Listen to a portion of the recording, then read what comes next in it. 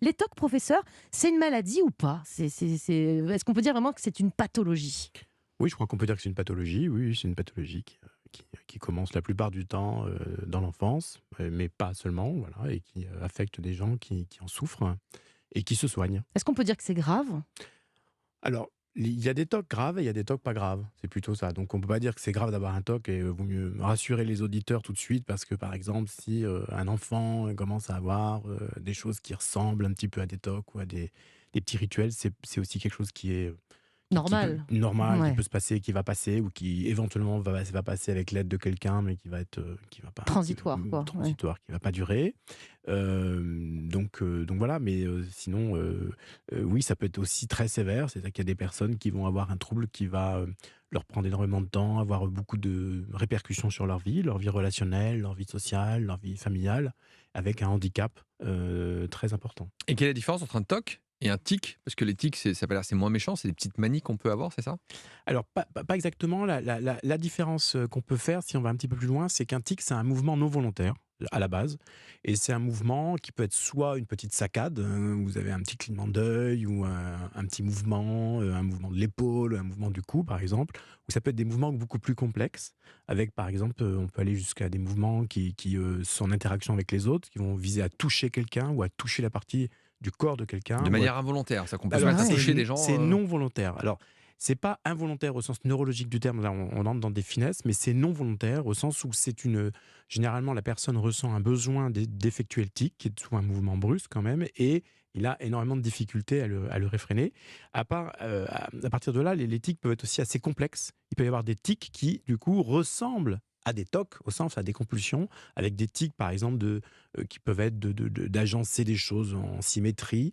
Et la différence avec les TOC, c'est que le tic, lui, peut être précédé, ce n'est pas une règle, mais il peut être précédé d'une sensation, d'un urge to do, vraiment d'une pression pour faire les choses dans quoi il se sent pas très bien, mais il n'y a pas de pensée associée. Alors que la plupart du temps, dans les TOC, il y a une Hmm. pensée qui est une pensée intrusive, gênante, une obsession. J'allais vous dire, c'est quoi la définition d'un TOC? Voilà, alors un TOC, généralement, ça peut associer différentes choses. À la base, ça peut être des obsessions, c'est-à-dire des idées, des images, des pensées intrusives qui sont vécues comme gênantes, qui généralement génèrent aussi de l'anxiété, pas toujours, mais qui peuvent générer de l'anxiété. Et puis des comportements qui visent généralement, mais pas toujours, mais généralement, à neutraliser ces pensées, ces obsessions. Donc en fait, on fait un comportement, classiquement dans le TOC.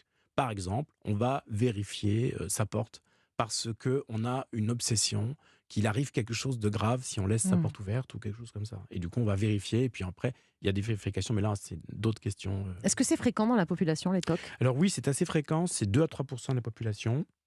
Peut-être un petit peu sous-estimé d'ailleurs, parce que enfin, dans les enquêtes d'épidémiologie, on retrouve 2 à 3% de la population absolument partout sur la planète. Et est-ce que ça touche plus les hommes ou les femmes? Est-ce qu'il y a une catégorie d'âge d'ailleurs à partir de laquelle on commence à avoir plus de TOC? Alors, ce qui se passe, c'est que ça touche à peu près tous les âges, au sens où la plupart du temps, quand même, ça commence dans l'enfance. Mais comme ça dure aussi, tous les âges peuvent être touchés. Il y a autant d'hommes que de femmes, mais avec des répartitions dans le début des troubles qui est un petit peu différente. C'est-à-dire que les troubles commencent plutôt chez l'homme et commencent plutôt plus tard Mhm. chez la femme.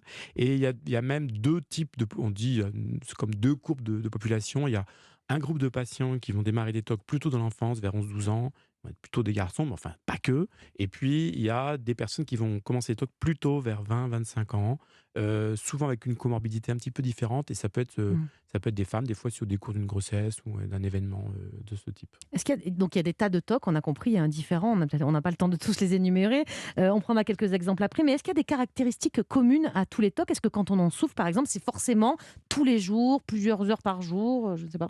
Oui, tout à fait. Bah, vous définissez parfaitement la définition du TOC tel qu'on le prend dans les classifications. C'est-à-dire que pour avoir un TOC, c'est un critère arbitraire. On dit qu'il faut qu'il soit présent tous les jours, qu'il interfère avec le fonctionnement quotidien.